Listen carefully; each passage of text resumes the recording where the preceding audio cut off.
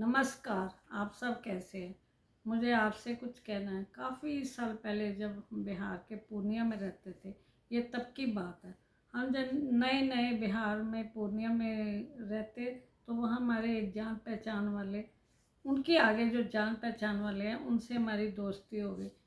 वो किशनगंज में रहते थे। उनका एक ना बहुत बड़ा ना बहुत छोटा सा होटल था, उसका नाम दामोदर होटल था। और उन लोगों से हमारी बहुत ज़्यादा दोस्ती हो गई।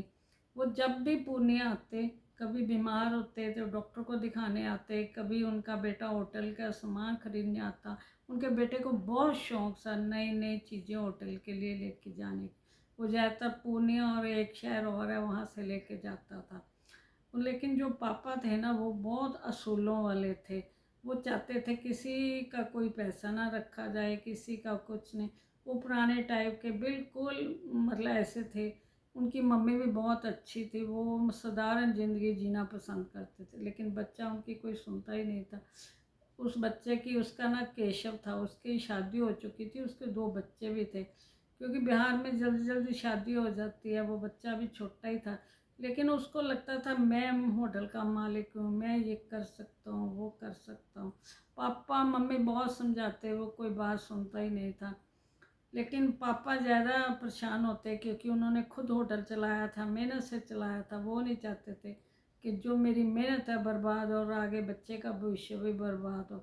उन्होंने अपने बच्चे को बहुत बहुत अच्छी तरह ना समझाना चाहा। जैसे भी वो समझाते, उनका ना उल्टी असर होता उस बच्चे पर। बच्चा वैसे बहुत अच्छा था, लेकिन उसको लगता था कि मेरे जो माँ बाप है ना, ये गलत समझा रहे हैं। जबकि माँ बाप उसको उसके आने वाले समय के पहले बता रहे थे कि दुनिया ऐसी है, बिजनेस ऐसे करना चाहिए, ऐसे करना चाहिए। वो कुछ लोगों के बारे में बताते भी तो वो सुनता ही नहीं था, वो अपनी मर्जी कर। एक दिन उसने अपने एक मैनेजर को रखा, और जो पहला मैनेजर था, जो उसके पापा ने रखा हुआ था, उसको बदल कर उसने नया मैनेजर रख लिया।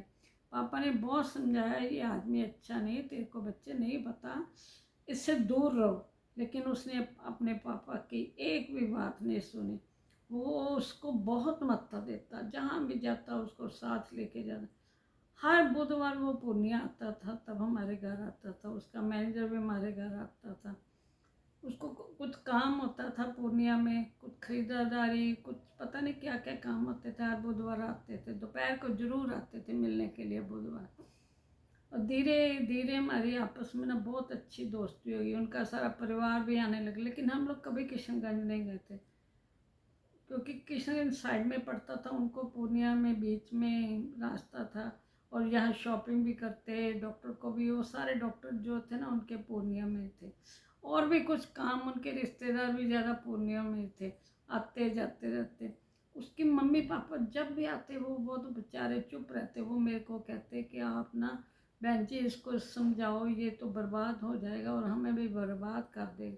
लेकिन मैं जब भी उनका बेटा आता, बड़े प्यार से उसको समझाती कि भाई तू ऐसे ना कर, तेरे मम्मी पापा। तो वो कहता नहीं, मैं पापा ही गलत है, उनको कोई समझ नहीं, मम्मी को तो वैसे ही समझ नहीं, तो घर में ही काम करती है। मतलब वो समझता था वो दोनों बेवकूफ़ है, वो ही बहुत इंटेलिजेंट। वे अपने आप को बहुत ज़्यादा इंटेलिजेंट समझता था। होटल में भी पूरा वैसे बहुत मेहनत करता था, लेकिन इतनी निगरानी, होटल तो मतलब बहुत काम होते हैं ना, कितनी शॉपिंग करनी है, ये वो सब। मतलब धीरे धीरे उसको पता ही नहीं चला, अंदर से ना होटल खाली होता गया, खाली होता। उसके पापा को समझ लग गई, उन्होंने बहुत समझाया कि तेरा पैसा दूसरे लोगों के पास जा रहा है, हमारा होटल का खर्च इतना नहीं है जितना खर्च।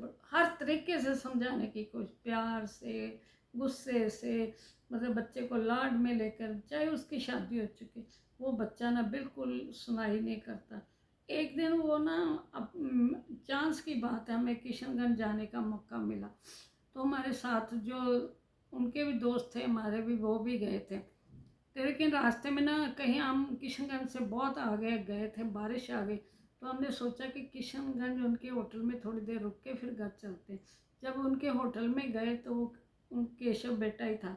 तो हमने वो सब आपस में सब ने अच्छी मुलाकात की। वो कहता, आप इतनी बारिश में, हमने उसको बताया कि हमें ज़रूरी काम था किशनगंज से आगे, इसलिए दोनों फैमिलियाँ गई थी। तो उसने फिर हमें चाय वगैरह पिलाई, बिठाया। कहता जब तक बारिश नहीं रुकेगी तब तक आपने नहीं जाना। इतनी देर में उसने सारा हमें दोनों परिवारों को होटल दिखाया। बहुत अच्छा, साफ सुथरा, हर चीज़ नई, बहुत बढ़िया। मतलब इतना अच्छा उन्होंने सजाया था, सब गुण थे, बहुत अच्छा लगा। मतलब ये लोगों का आना जाना भी था, अच्छा लगा। तो वो तब उदास था, कह रहा था पता नहीं इतना कुछ मैं करता हूँ, मेरा होटल फिर भी नहीं चलता, पता नहीं क्या कमी हो गई है। तो मेरे को उसके पापा की बात याद आ रही थी कि बच्चों को जितना मर्जी उनके भविष्य के लिए समझाओ वो तो समझते हैं। मैं कहना चाहती थी पर कुछ कहा ही नहीं। जब थोड़ी बारिश रुकी, 2-3 घंटे के बाद रुकी, तो मैं जब उसका सारा, उसके ना हर टेबल पे एक टेबल लैंप पड़ी थी जिसके नीचे बैठ के आप अच्छी तरह पढ़ सकते हो। मेरे को वो बहुत अच्छी लगी। मैंने कहा केशव बेटे आपने ये कहाँ से ली? कहता आंटी मैंने तो इकट्ठे बनवाए होटल के लिए, किशनगंज मार्केट से लिए मैंने, बनवाए हैं। ऐसा आप कहोगे तो आपके लिए भी बनवा दूंगा। मैं क्या कितने की? तब सस्ता ज़माना था वो। उसने बोला बहुत अच्छी थी कि 300 रुपये की है।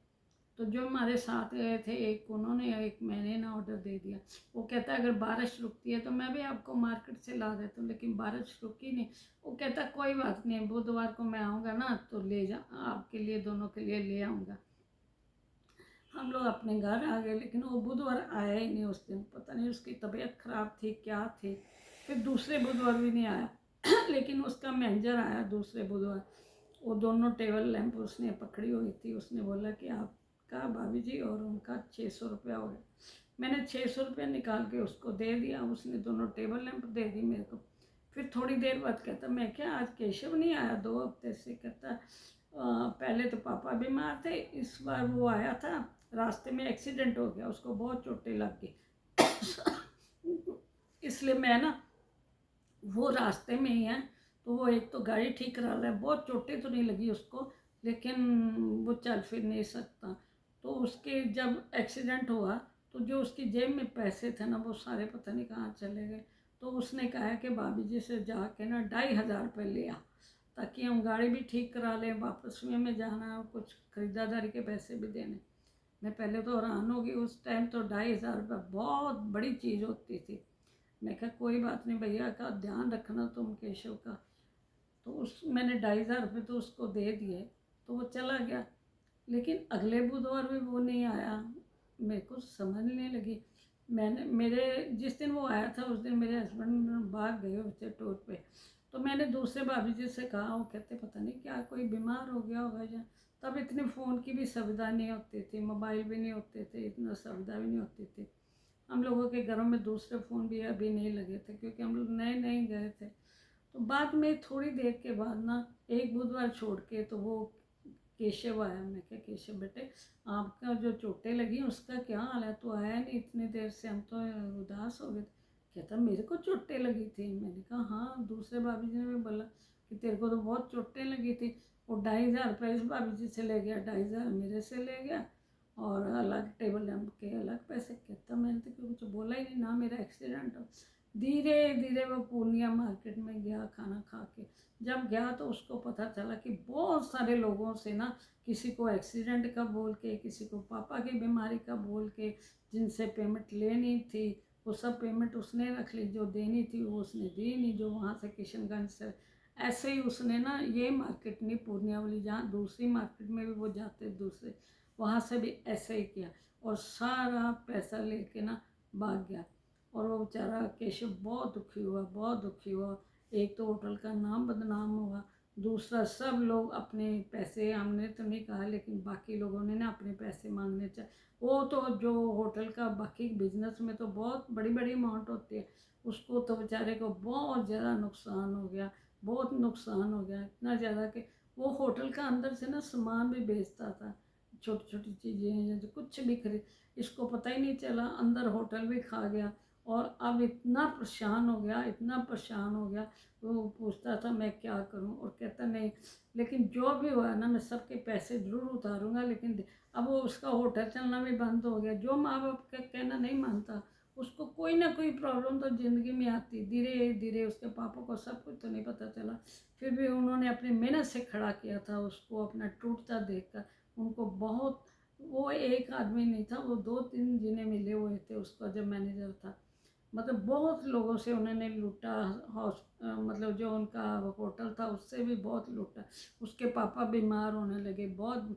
वो उसको अपने इकलौता बेटा था, कुछ कहते तो नहीं थे। माँ माँ भी बेचारी बहुत बीमार होने लगी, लेकिन उसके पापा को बहुत बड़ी बीमारी हो गई। एक तो होटल का नुकसान, दूसरा पापा की बीमारी का। उनको दिल्ली आके इलाज करना पड़ा। वो दिल्ली में तो बहुत खर्च भी था, आना जाना, रोज़ रोज़ थोड़े दिन के बाद आना जाना, चाहे वो हमारे घर में ठहरते थे, लेकिन खर्च तो बहुत था। धीरे धीरे पापा इतने बीमार होने लगे। उसके चाल चलन से उन्होंने बहुत समझाया कि लोग तेरे को लूट रहे हैं, तेरा ही पैसा खा रहे हैं, तेरा ही। वो उस टाइम तो समझा नहीं। बाद में जब उसके पापा मरने लगे तो वो दिल्ली में ही उनकी डेथ हुई थी। तो उन्होंने जाते जाते कहा, बेटा मैं तो जा रहा हूँ, लेकिन तुमने मेरी बात नहीं सुनी। अगर सुनी होती तो मैं भी ना जाता और तुम्हारा सारा नुकसान भी नहीं होता। अब बड़ा ध्यान से रहना। इसलिए हमें अपने जो बड़े बात बताते हैं ना, जो बड़ी शिक्षा देते हैं, गुस्सा नहीं करना चाहिए। इसकी बजाय उस चीज़ को समझना चाहिए। अगर वो थोड़ा बहुत समझ जाता तो उसको नुकसान नहीं होता। आप भी सब बड़ों की बातें समझना चालू करिए।